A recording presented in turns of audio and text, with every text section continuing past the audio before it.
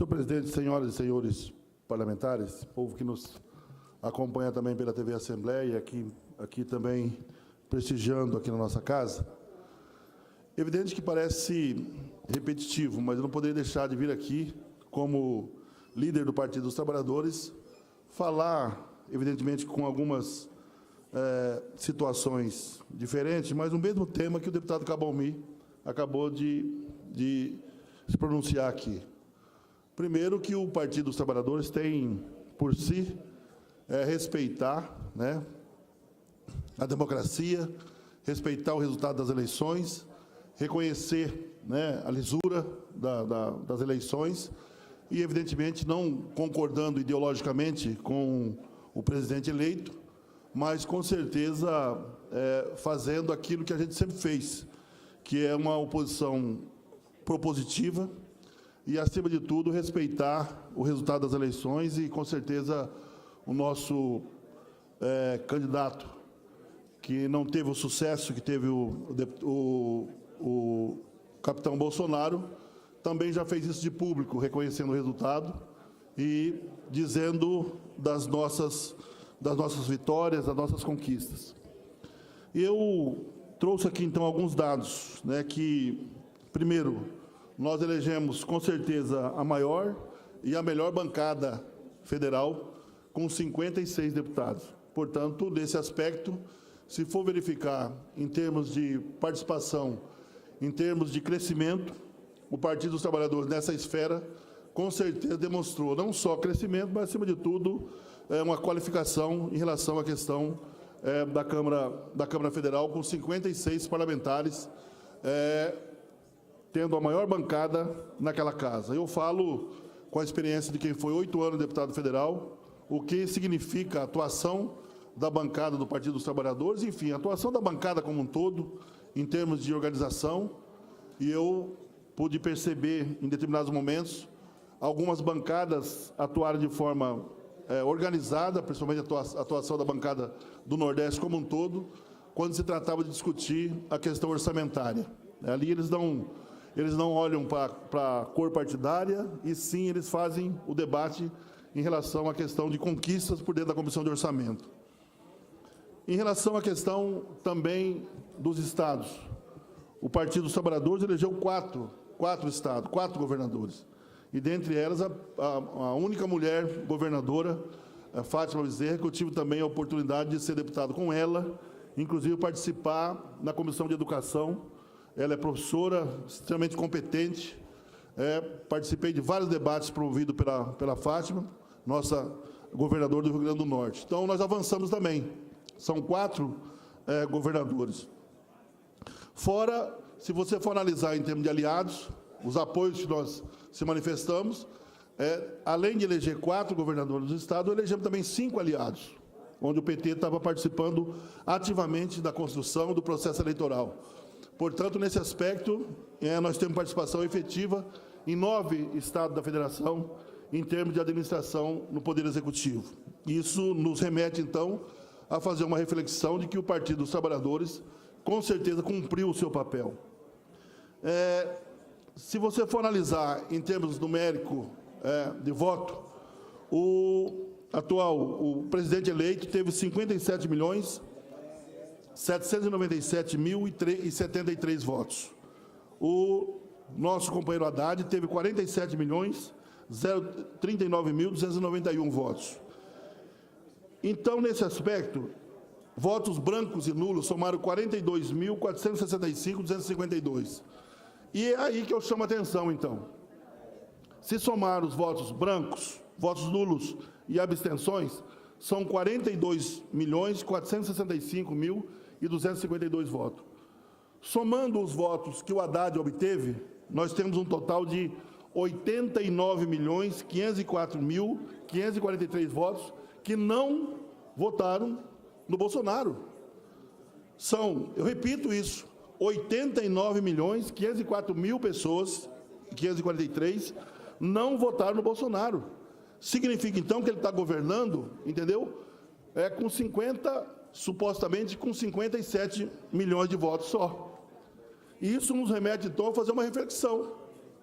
o processo democrático nos permitiu isso, né? Que 42 milhões de pessoas, por estar indignado dessa ou daquela forma, não votou, e o presidente foi eleito com 57 milhões de votos, ficando então 89 milhões de pessoas, que são as pessoas que votaram no Haddad, e aqueles que votaram nulo, branco e abstenções, ficaram fora do processo eleitoral. Isso tem que ter muito bem observado. E, deputado Pittarelli, tem que tomar cuidado em relação a isso. Portanto, o presidente eleito tem que ter todo um processo de construção nesse sentido, respeitar particularmente não só a bancada do Partido dos Trabalhadores, que é a maior bancada, mas também naquela casa tem a liderança das minorias. A minoria lá tem liderança e também é ouvida. Então, o deputado hoje, mas futuro presidente Bolsonaro, tem que entender que ele tem que fazer todo um processo de construção para ele poder, efetivamente, provocar e fazer algumas mudanças que eles estão fazendo, que de cara a gente já tem algumas divergências, que é em relação à questão da Previdência, mas se não tomar cuidado, verifica o seguinte, que ele está respaldado por 57 milhões, entre aspas, por 57 milhões de pessoas. 89 milhões de pessoas não aceitou, não concordou, e não aprovou o projeto que ele estava defendendo. Isso nós temos que ter muito cuidado. É como se a gente estivesse numa cidade onde não tem segundo turno e, de repente, tinha 4 ou 5 candidatos, o candidato eleito foi com 26%, 27% dos votos. Significa que ele está governando com aprovação de 26%, um exemplo. Não é só para ilustrar, porque no nosso caso teve o segundo turno. Então isso é muito temerário. Isso é muito temerário, tem que ter muita responsabilidade. E aí a oposição com certeza tem que ter essa responsabilidade. E vou mais longe. Em termos de município, o Haddad fez a maioria em 2.812 municípios. O deputado Bolsonaro em 2.758 municípios. Com uma caracterização que foi identificada aqui, e aqui a gente não defende a teoria determinista, evidentemente, geograficamente falando, não dá para você defender, e não dá para defender, evidentemente, a teoria determinista. Mas por que nós avançamos em relação ao Nordeste? Primeiro, que as políticas públicas destinadas para esse país, construída a partir de 2003, ela tem toda uma caracterização voltada mais para o povo nordestino do que para o povo do Sul, particularmente da região Sul, e por que não dizer da região Centro-Oeste, que são características totalmente diferentes, inclusive em termos administrativos, em termos de composição étnica, é totalmente diferente. Se você for analisar o processo de imigração que se deu em relação aos países, aos estados do Sul, uma imigração totalmente diferente, com uma composição cultural totalmente diferente do que se deu no Nordeste. E, nesse sentido, se você for analisar nesse aspecto, nós vamos perceber que tem toda uma caracterização aí econômica que dependia e depende muito bem da mão estendida do Estado. E, nesse aspecto, o Nordeste, particularmente o Nordeste, reconheceu, efetivamente, que as políticas públicas destinadas a partir de 2003, elas atenderam muito mais à necessidade, porque era natural que fosse assim, do povo nordestino, do que do povo mais do Sul e particularmente do Centro-Oeste, em função de características econômicas, em função de características sociais, e da própria necessidade efetiva da participação do Estado. Então, nesse processo, nós não podemos desconstruir isso simplesmente dizendo, olha, o Brasil ficou dividido entre o Nordeste e o Centro-Oeste e o Sul. Absolutamente. São situações que nos remetem a fazer, evidentemente, uma reflexão nesse sentido. Se você for analisar em termos de, vou repetir, da mão estendida do Estado, das políticas públicas, claro que o Nordeste reconheceu muito mais, e também pela forma que, em determinados momentos, a população nordestina foi tratada, eu não vou entrar nesse mérito, em relação ao presidente eleito. Aqui em Mato Grosso do Sul, nós tivemos também vitórias em vários municípios. Tivemos vitória em Miranda, em Dois Irmãos, em Selvíria, em Itaquaruçu, em Juti, Itaquiraí, Japorã, Tacuru, Paranhos. Nós tivemos também a nossa participação aqui. Mas a característica também aqui do Mato Grosso do Sul é uma característica, nesse aspecto, muito mais voltada para os projetos defendidos pelo Bolsonaro do que dos projetos que estavam colocados em termos de defesa feita pelo Partido dos Trabalhadores e particularmente pelo Haddad.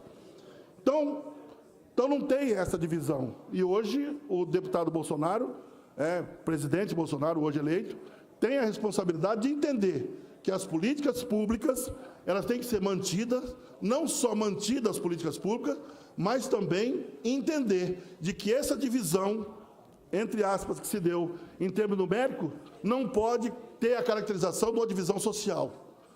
Não pode ter uma caracterização de divisão em termos de investimento. Não pode caracterizar divisão em termos de atenção, principalmente às políticas públicas. Por quê? Porque, com certeza, o sul do país, a própria região centro-oeste, está muito mais servida em termos de IDH e etc., do que o Nordeste. Portanto, o Nordeste tem que ter uma atenção especial, particularmente em relação às políticas públicas desenvolvidas. Outro aspecto também que nós chamamos a atenção aqui é também em relação à posição política que a oposição tem que tomar. É claro que vai ter alguns debates que não tem como não fazer de forma politicamente acirrada e demonstrando muito clara a sua posição, como nós fizemos aqui no Mato Grosso do Sul. Nós manifestamos, enquanto oposição, deputado Amarildo, a nossa posição muito clara em função de algumas políticas que para cá foram encaminhadas. Por exemplo, a questão da reforma da Previdência. E nós não escondemos isso para ninguém. E aqui também reconhecemos, aqui a nossa bancada, o Partido dos Trabalhadores, reconhece aqui também a vitória do governador, a sua reeleição, o governador Azambuja, e dizer também que eu, por poucos votos, não fui reconduzido a esta casa, mas nós temos a responsabilidade aqui, Amarildo, até eu e você, da bancada do Partido dos Trabalhadores, até o dia 31 de janeiro, de ter aqui a nossa postura como nós sempre tivemos. Nós temos matérias importantes para votar aí, professor Rinaldo, que é a revisão do plano plurianual. Nós temos o orçamento dessa casa para votar, que o governo, tendo sido reeleito, mas vai ter que trabalhar com o orçamento votado por esta casa. E, nesse aspecto, nós, enquanto líder da bancada do PT, queremos reafirmar aqui o nosso compromisso de sempre, de discordar, evidentemente, mas fazer uma posição como sempre fizemos. Então, nós temos aí várias matérias que tem que ser votadas, que dependem de acordo de liderança, que dependem de um debate político, e nós, com certeza, vamos estar tendo a mesma postura que tivemos. Não é pelo fato de não ter sido reconduzido para essa casa que você tem que mudar a sua postura, absolutamente. Absolutamente. Sempre temos isso muito claro. A gente sabe dividir, evidentemente, aquilo o que é política, o que é posição ideológica, e, acima de tudo, o que é fazer coisas de forma ranzinza, com ódio. Isso a gente não faz. Então, queria aqui, mais uma vez, registrar aqui, como líder da bancada do Partido dos Trabalhadores, a nossa posição muito clara de que o Partido dos Trabalhadores avançou, que o Partido dos Trabalhadores cresceu, que o Partido dos Trabalhadores, 56 deputados federais, ou seja, a maior e a melhor bancada lá da Câmara Federal, 4 senadores, 4 governadores, incluindo uma mulher eleita, única do país, e 5 aliados, além de 4 senadores. Então, nesse aspecto, nós queremos aqui registrar que o Partido dos Trabalhadores foi para o segundo turno, fez 47 milhões de votos, portanto, o Partido dos Trabalhadores sai, com certeza, fortalecida desse processo, e é isso que nós queremos aqui agradecer. Reconhecer, mais uma vez, aqui, a questão democraticamente, a vitória do presidente Bolsonaro, reconhecer aqui também a vitória e a reeleição do governador Reinaldo Azambuja, e dizer de que nós estamos nesta casa aqui até o dia 31 de janeiro para cumprir o nosso papel, para fazer aquilo que nós sempre fizemos aqui. Divergir quando tem que divergir, doutor Paulo Silvio, mas, com certeza, naquilo que a gente tem que fazer, todos os procedimentos, inclusive aqui nas comissões, a gente sempre correspondeu e nós vamos continuar correspondendo. Viva a democracia e, acima de tudo, viva o povo brasileiro, que agora, a partir do dia 1º, tem que efetivamente participar ativamente da construção aí de políticas públicas, do debate político, ver como é que vai ser a reforma da Previdência, como é que está sendo encaminhada a questão da consolidação da reforma trabalhista, que a gente já tem divergência desde o início, e, nesse aspecto, então, queremos desejar uma boa administração, tanto para o presidente da República quanto para o governador do Estado, mas dizer que o PT está muito atento, como sempre, em relação a retirar direito de trabalhadores. Nenhum direito a menos para os trabalhadores desse país. Nenhum direito a menos para os trabalhadores desse país e para as trabalhadoras. Obrigado, senhor presidente.